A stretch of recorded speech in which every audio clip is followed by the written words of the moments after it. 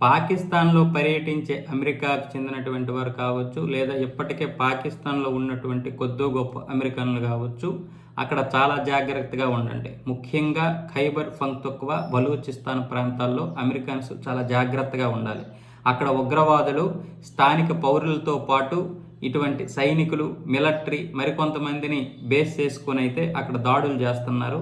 అలాగే విదేశీ పర్యాటకులపైన కూడా దాడులు చేసే అవకాశాలు ఉన్నాయి. కాబట్టి అమెరికాకు చెందినటువంటి పౌరులైతే మాత్రం జాగ్రత్తగా వ్యవహరించాలని అక్కడ విదేశాంగ మంత్రిత్వ శాఖ అయితే ఇక్కడ పాకిస్తాన్లో ఉన్నటువంటి అమెరికన్లకి సూచనలు అయితే చేసింది.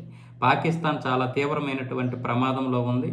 అలాగే తీవ్రవాదంతో కొట్టుమిట్టాడుతుంది. పైగా మొన్న ఒక నివేదికలో పాకిస్తాన్ ఉగ్రవాదంలోనే 2వ స్థానంలో ఉంది. సిరియా మొదటి స్థానంలో ఉంది. ఇప్పుడు సిరియాలో కూడా అనేక అంతర్యుద్ధాలు జరుగుతున్నాయి.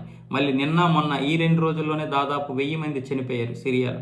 ఇలాంటి పరిస్థితుల్లో పాకిస్తాన్లో ఉన్నటువంటి అమెరికన్స్కి ఈ విషయం చెప్పడంతో ఇప్పుడు పాకిస్తాన్ తల తీసేసినట్లయింది.